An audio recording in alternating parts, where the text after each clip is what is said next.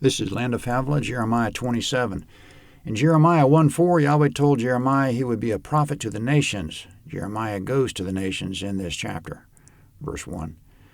In the beginning of the reign of Jehoiakim, the son of Josiah, king of Judah, this word came to Jeremiah from Yahweh, saying, Yahweh says to me, make bonds and bars and put them on your neck.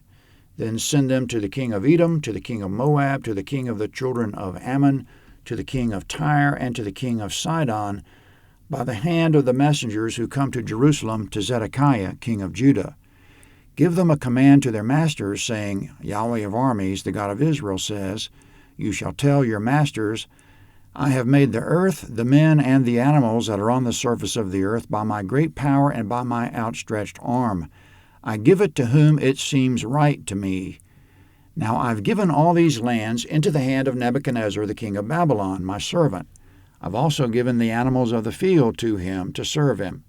All the nations will serve him, his son and his son's son, until the time of his own land comes. Then many nations and great kings will make him their bondservant. It will happen that I'll punish the nation and the kingdom which will not serve the same Nebuchadnezzar, king of Babylon, and that will not put their neck under the yoke of the king of Babylon, says Yahweh, with the sword, with famine, and with pestilence, until I've consumed them by his hand. But as for you, don't listen to your prophets, to your diviners, to your dreams, to your soothsayers, to your sorcerers who speak to you, saying, You shall not serve the king of Babylon. For they prophesy a lie to you, to remove you far from your land, so that I would drive you out and you would perish. But the nation that brings their neck under the yoke of the king of Babylon and serves him, that nation I'll let remain in their own land, says Yahweh, and they will till it and dwell in it. Comment, there's nothing difficult in verses 1 to 11. In verse 3, the 5 nations are in the immediate vicinity of Judah. Edom is southeast, Moab's on the other side of the Dead Sea, Ammon's on the other side of the Jordan River, and Tyre and Sidon are north on the Mediterranean coast. Their kings don't know much about Yahweh or his word, so it's not surprising the message to them is basic and easy to understand. It's nice to know Yahweh treats the ignorant gently and with consideration, as confirmed by Paul, Acts 17:30. In verse 1, this prophecy came in the same time frame as the prophecy of the last chapter. It was the beginning of the reign of Jehoiakim. As we said, Nebuchadnezzar arrived in Jehoiakim's 3rd year, Daniel 1:1. So this word came before Nebuchadnezzar came. Yahweh's informing the nations how to deal with Nebuchadnezzar before he arrives. The message to them is that Nebuchadnezzar will be king of Babylon. Furthermore, he'll come and make no mistake, he will subjugate them. Yahweh will make him unstoppable. The kings of the region can make it easy on themselves by serving Nebuchadnezzar right away, or they can make it hard on themselves by resisting.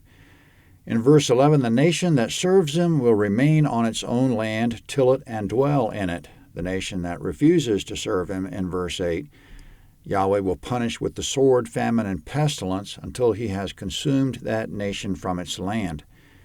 Yahweh called Nebuchadnezzar by name in verse 6, and although the text calls him king, this was before he was king.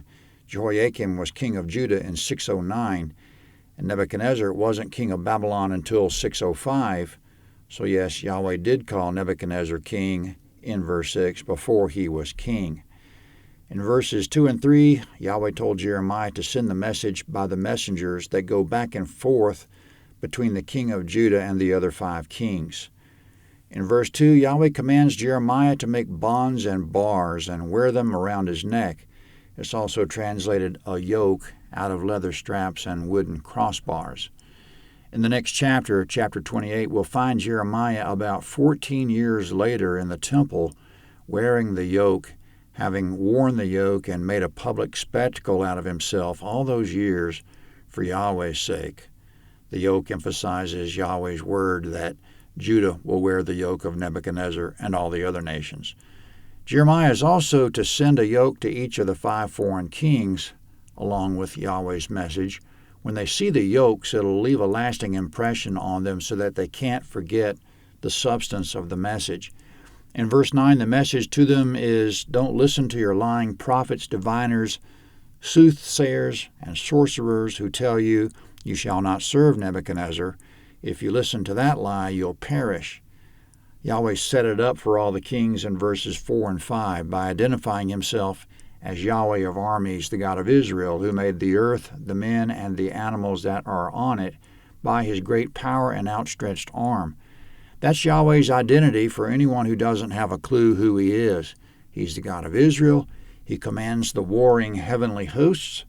He made everything that has been made, the universe and all the creatures in it. In verse 7, all nations will serve Nebuchadnezzar, his son, and his son's son, until the time of his own land comes, that many nations and kings will make him their bondservant. So the smaller nations can expect continuous servitude for many generations. When the Babylonian kingdom peters out after several generations, other kingdoms will step in to take their place. Servitude is inevitable from now on until as far as the eye can see. The age of small independent kingdoms is giving way to the age of Babylon, and after Babylon there will be other massive superpowers. The small nations don't have the option from Yahweh of remaining independent, but if they listen to Yahweh, they can stay where they are and escape extinction by war, famine, pestilence, and captivity. Listen to Yahweh and live. It's the same for us today. Listen to Yahweh and live. In the passage coming up, years have gone by, and Zedekiah is king of Judah. Nebuchadnezzar installed him after the second siege. With Zedekiah on the throne, Jeremiah remembered the message he delivered to the foreign kings in verses 1 to 11 we just read. Now he'll try to persuade his own king to obey that message. Zedekiah needs to keep serving Nebuchadnezzar and not rebel. Verse 12. I spoke to Zedekiah, king of Judah, according to all these words, saying, Bring your necks under the yoke of the king of Babylon, and serve him and his people, and live.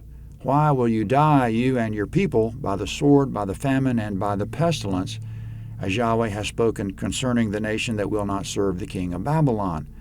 Don't listen to the words of the prophets who speak to you, saying, You shall not serve the king of Babylon, for they prophesy a lie to you.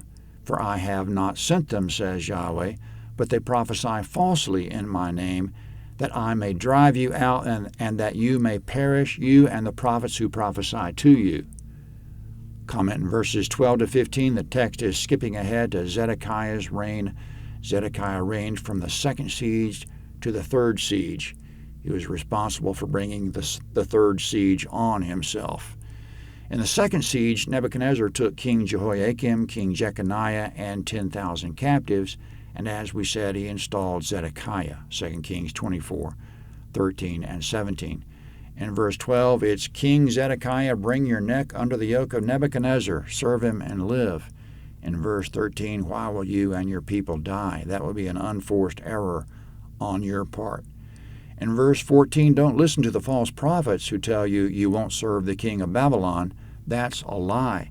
When Nebuchadnezzar came here the second time and installed you as king in place of Jeconiah, you swore allegiance, 2 Chronicles 36:13, and you better stay faithful to that oath. In verse 15, I, Yahweh, didn't send the prophets who tell you you shall not serve him. Their prophecies will cause you to perish by me. Now, for purposes of what's coming up, we should be aware that after the second siege, when Nebuchadnezzar took Jeconiah and the 10,000, he also carried away some of the treasures of the temple, 2 Kings 24, 13, and 17. Concerning those vessels, Jeremiah says, verse 16, Also I spoke to the priests and to all this people, saying, Yahweh says, Don't listen to the words of your prophets who prophesy to you, saying, Behold, the vessels of Yahweh's house will now shortly be brought again from Babylon. For they prophesy a lie to you. Don't listen to them. Serve the king of Babylon and live.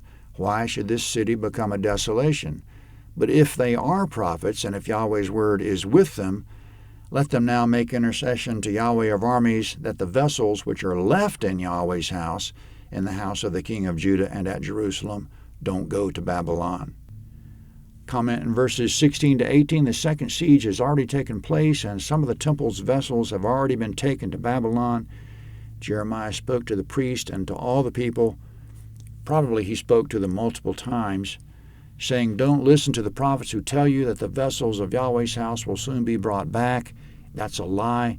They aren't coming back anytime soon. Serve the king of Babylon and live. Why should the king of Babylon come here the third time and completely destroy us? If those prophets have Yahweh's word in them, let them pray we don't lose the rest of the temple's vessels and temple treasures to Babylon." Going on, he says, verse 19, "For Yahweh of armies says concerning the pillars, concerning the sea, concerning the bases, and concerning the rest of the vessels that are left in this city, which Nebuchadnezzar king of Babylon didn't take when he carried away captive Jeconiah the son of Jehoiakim king of Judah from Jerusalem to Babylon, and all the nobles of Judah and Jerusalem. Yes, Yahweh of armies, the God of Israel, says concerning the vessels that are left in Yahweh's house, and in the house of the king of Judah and at Jerusalem, they will be carried to Babylon, and there they will be until the day that I visit them, says Yahweh. Then I will bring them up and restore them to this place." Comment in verses 19 to 22, Yahweh knows no one will listen. Zedekiah will rebel from Nebuchadnezzar. Nebuchadnezzar will come the third time.